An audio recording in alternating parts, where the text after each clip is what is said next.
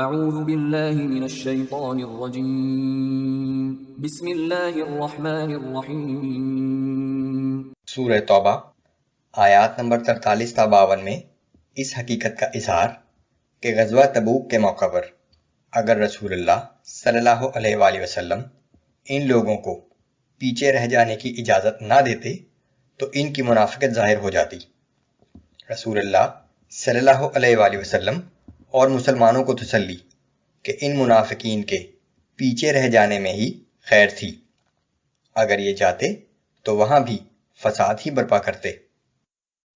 اعوذ باللہ من الشیطان الرجیم عفا اللہ عنک لم اذنت لهم حتى يتبین لك الذین صدقوا وتعلم الكاذبین۔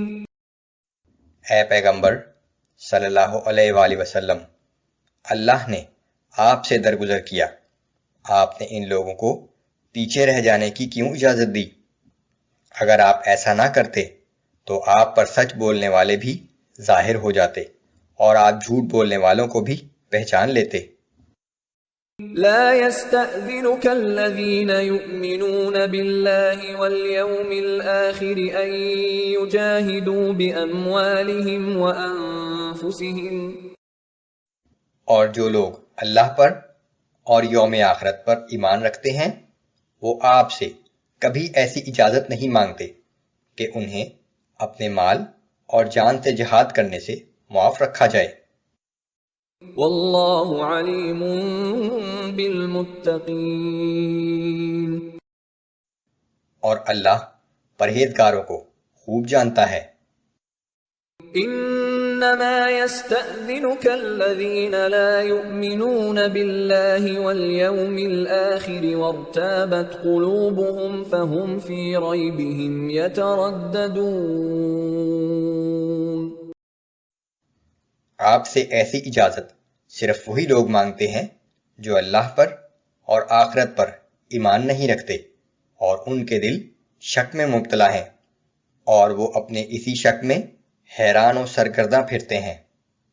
وَلَوْ أَرَادُوا الْخُرُوجَ لَأَعَدُّوا لَهُ عُدَّةً وَلَكِنْ كَرِهَ اللَّهُ بِعَاثَهُمْ فَثَبَّطَهُمْ وَقِيلَ اقْعُدُوا مَعَ الْقَاعِدِينَ۔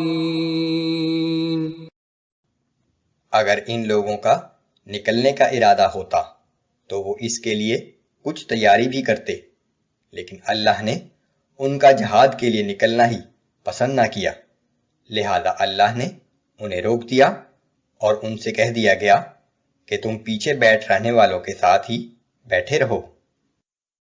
لو خرجوا فيكم ما زادوكم إلا خبالا ولأوضعوا خلالكم يبغونكم الفتنة۔ اگر یہ لوگ تمہارے ساتھ نکلتے بھی تو خرابی پھیلانے کے سوا کچھ نہ کرتے اور تمہارے درمیان فتنہ انگیزی کے لیے ضرور دوڑ دھوپ کرتے۔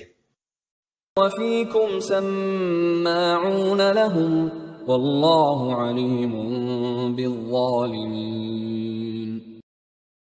اور ان کے جاسوس اب بھی تمہارے درمیان موجود ہیں، اور اللہ ان ظالموں کو خوب جانتا ہے۔ لقد ابتغوا الفتنة من قبل وقلبوا لك الأمور حتى جاء الحق وظهر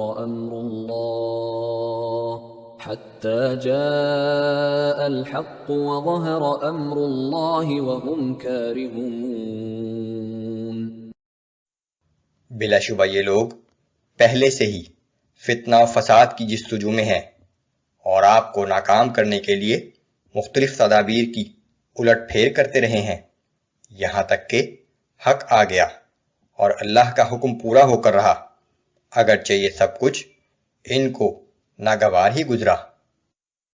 وَمِنْهُمْ مَنْ يَقُولُ ائْذَنْ لِي وَلَا تَفْتِنِّي۔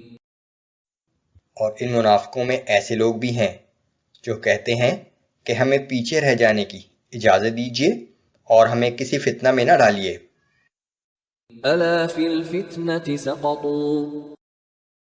آگاہ ہو جاؤ، کہ یہ لوگ فتنے میں تو پہلے ہی پڑ چکے ہیں۔ وَإِنَّ جَهَنَّمَ لَمُحِيطَةٌ بِالْكَافِرِينَ، اور بلا شبہ جہنم نے کافروں کو چاروں طرف سے گھیرا ہوا ہے۔ إِن تُصِبْكَ حَسَنَةٌ تَسُؤْهُمْ، اگر آپ کو کوئی بھی بھلائی پہنچتی ہے تو وہ انہیں بری لگتی ہے، وَإِن تُصِبْكَ مُصِيبَةٌ يَقُولُوا قَدْ أَخَذْنَا أَمْرَنَا مِن قَبْلُ وَيَتَوَلَّوْا وَهُمْ فَرِحُونَ۔ اور اگر آپ کو کوئی مصیبت یا تکلیف پہنچتی ہے تو کہتے ہیں کہ ہم نے تو پہلے ہی دور اندیشی کا پہلو اختیار کر لیا تھا، اور خوش ہوتے ہوئے آپ کے پاس سے واپس چلے جاتے ہیں۔ قُل لَّن يُصِيبَنَا إِلَّا مَا كَتَبَ اللَّهُ لَنَا هُوَ مَوْلَانَا،